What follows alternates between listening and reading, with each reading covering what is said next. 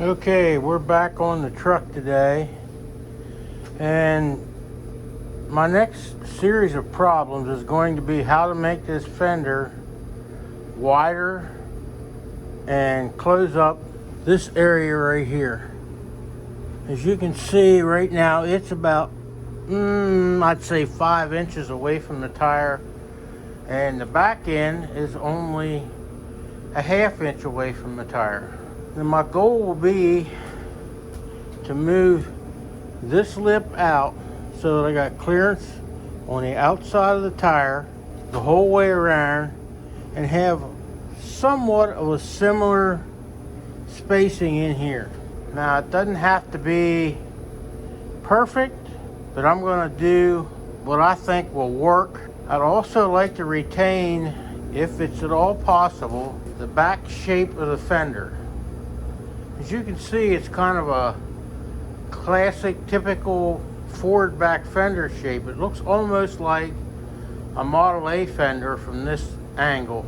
Now, as you look up along here, you can see I gotta widen the fender at least 3 inches. And right now, I think the fender's about 9 or 10 inches wide. Now, what I propose to do is widen this fender. Now, if you look right here, it's roughly 12 inches wide. And I'm figuring I'm going to have to add about 3 inches to it in order to have clearance for the lip that's on the inside of the fender in here, so it won't rub the sidewall. Now, these are not the tires I'm going to run on this truck. These are tires that were on the wheels when I got them. I think they're date coded like 98, so they're not safe to run. But if you look back here at the back end of the fender, it has a nice shape to it, similar to a Model A. It slopes down here real nice. What I propose to do is come right about to that point right there and split this fender the whole way to the front edge. Now, I've had several people tell me, just split it right there in the middle, add all your pieces in there. The main reason I don't want to do that is because this is not flat. It's got a dome in it. It starts here and comes the whole way around. What I propose to do is move this out, start my patch right about the high point of this, and curve it on a pipe anvil out to about this point. Now, this part right here is a patch I put in the fender just to stabilize it, along with that one there where a brace goes in. As you can see, the front of the fender is pretty well rotted up. The only thing I want to really maintain is this bead coming down right here. And where it stops is right there. That means my running board, which normally stopped here, is going to have to be widened 3 inches out to about this area. Now, once I cut this, you can't just grab that and pull it out and down where you want it. It's just physically impossible. So what I want to do then is right about here, cut a slot out this way, so that the only thing I'm actually bending is this part right here. That will allow me to maintain this nice shape right here. Well, as you can see, I've cut the fender exactly like I said I was going to. The only place it's not cut is right there. It's the only place I didn't cut. But I cut it the whole way to the front end. Now, I'm hoping that I can take a piece of sheet metal and bridge this gap. First, I gotta get this out here, which means I gotta make something to go from the factory mounting points back in there to to this hole right here, which is where a fender brake is. So that'll be the next thing I do. Get that out where I want it. And then I'll just get a couple pieces of 1 inch 12 gauge or something like that, and bridge this gap to put this piece exactly where I want it, so that my wheel opening looks proper. Now, you can see it's still a long distance off from the front end here, even dropped down that far. So that means I gotta split this here from this edge on the inner lip up to here so I can rotate it.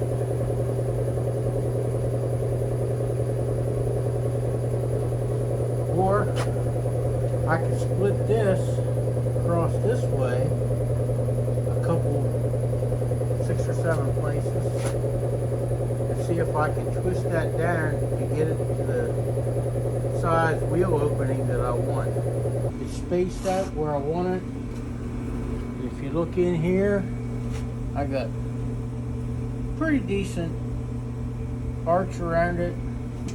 I split it here 6 places and pulled it apart so that would let the bottom end twist around. So I went ahead and got the first piece. I tried to match this roll back here out here so that the fender will look, I hope, like a factory fender when I'm done. I just got it tacked in place. Nothing's permanent yet. When I get a couple more pieces on there, we'll know whether it's going to work out or if it's going to be something I got to get back to the drawing board on. And I didn't finish welding and grinding up here at the tops of these cuts because that'll get cut off eventually. When I get the fender all completed, I'll turn it over, take it off the truck, turn it over, and cut that out. Now people are going to say, why don't you do what they call a cut and butt, where you tack this all on, then split it, and then butt weld it. I'm just going to lap weld it and build up my weld on that side a little bit, because you got to remember, this is going to get filler over it to make it nice and smooth anyhow. So lap welding it is not going to make a difference. Cut and butt is great for panels like the sides of this truck, like I cut and butted all that up there. Everything else I did on the truck I've cut and butt, but this is not going to be that. This is going to be just overlap, tack weld it together for the time being, and then I'll come back and I'll weld all the seams solid, then grind it all down as smooth as I can get it. And it shouldn't take a whole lot of body filler. Now this looks like I've raised it a lot right here,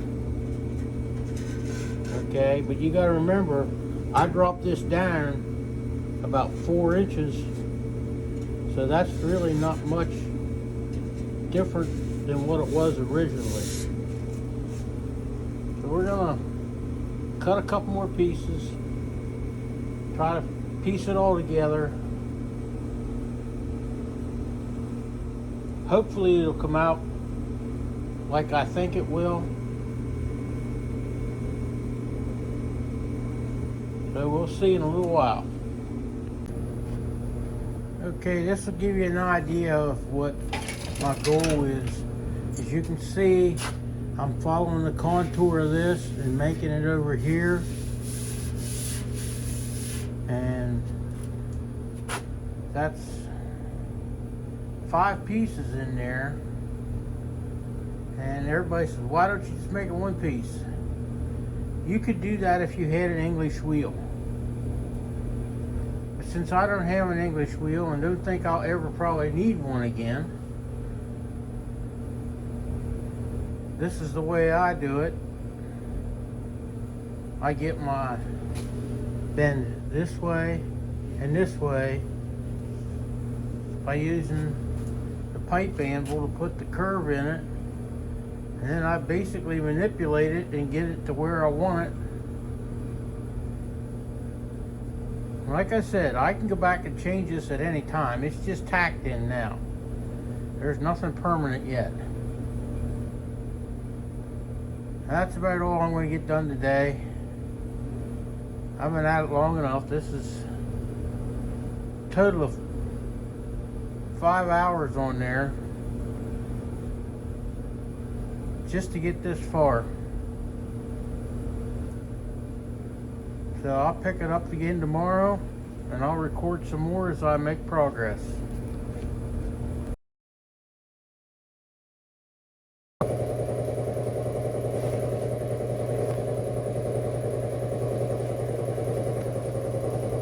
Okay, like I said, this is what I had in mind. If you notice here at the back end, I still have the shape of the original fenders. Hopefully it'll look a little bit better once it's ground out and filled. Now the front end is not finished yet because I have to put the running board on so I know where the fender comes to. Now, I got the running board just about ready to put back on. So, the only thing is, you do this to one side, you got to try to match it to the other side. And hopefully, I can do that.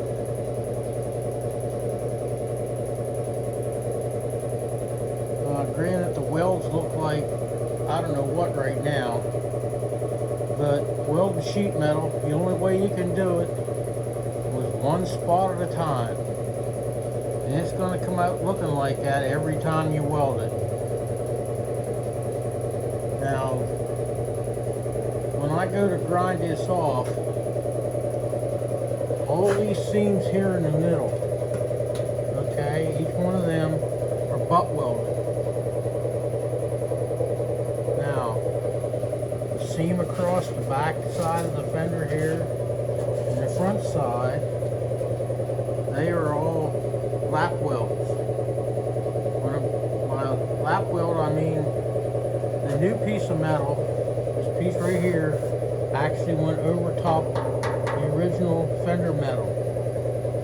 Now when I grind it off, I'll start up here at the top of the weld and grind it down and try to leave enough down here that it will fill in the difference of the thickness of the metal.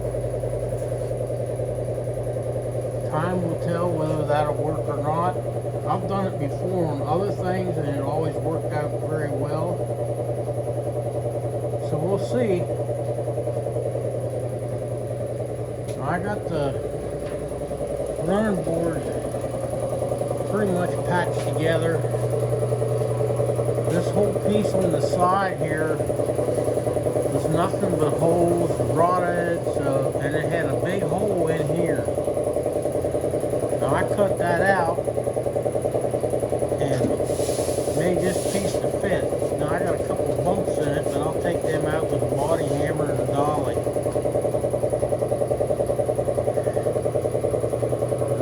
I got it about halfway ground up,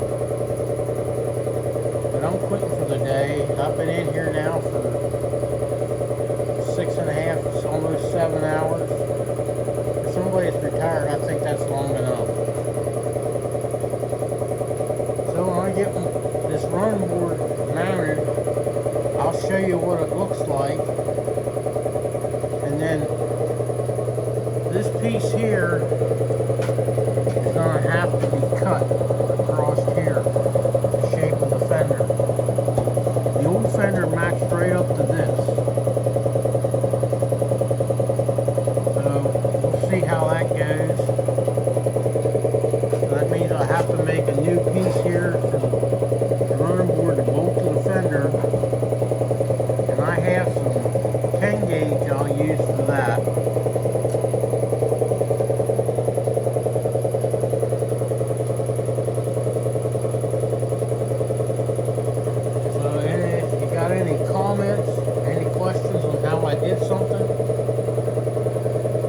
feel free to write them in. Don't forget to subscribe and like. Thank you.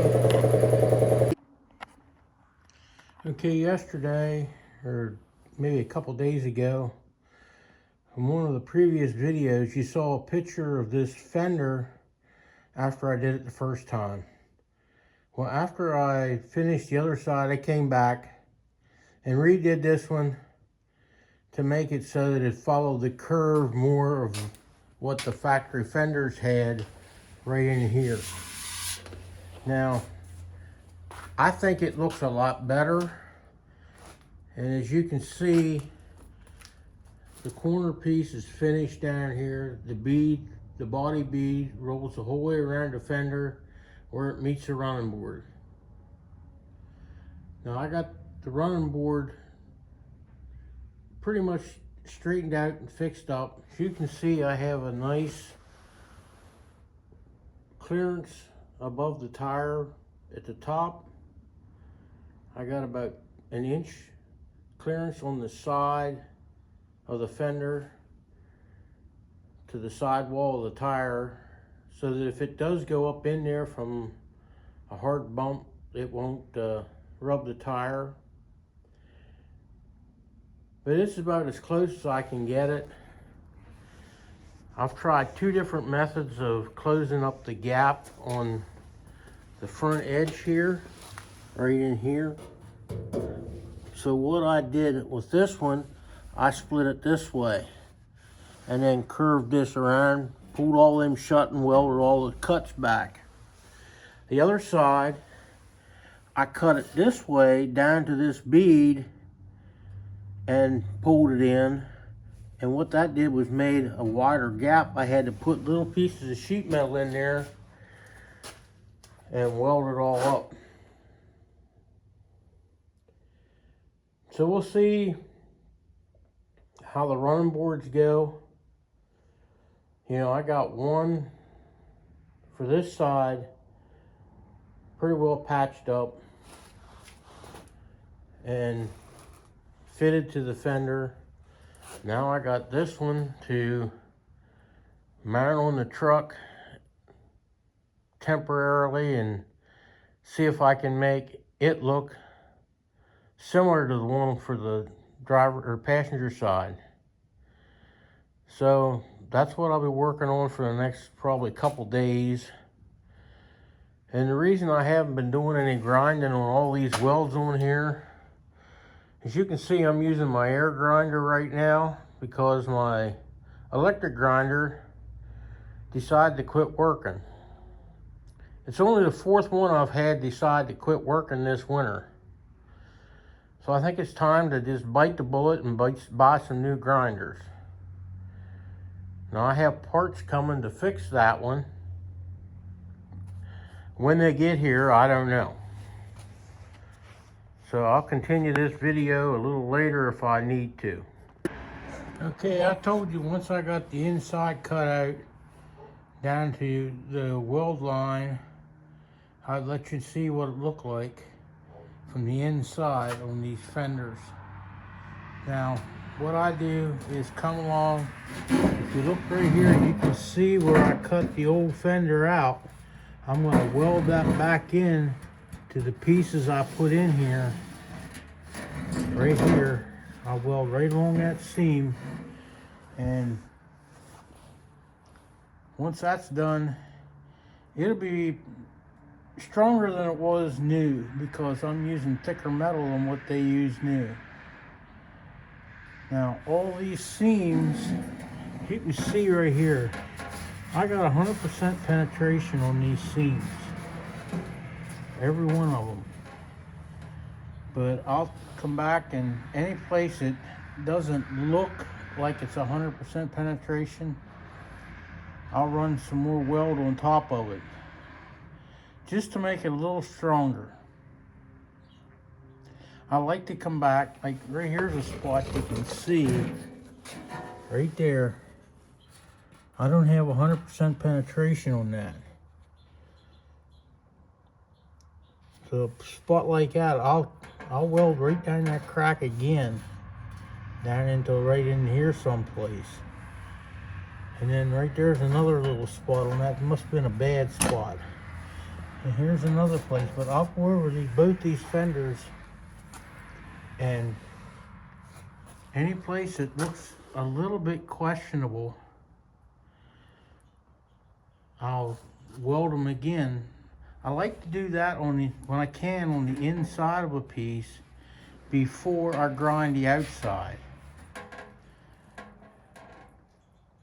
It gives it a little bit more strength before you grind it. Now here, when I cut this out, I got a little bit too deep. You can see right straight through there. And there's my hand going in front of the crack. So I'll weld that from the inside first, and then I'll weld the seam on the outside where I cut through.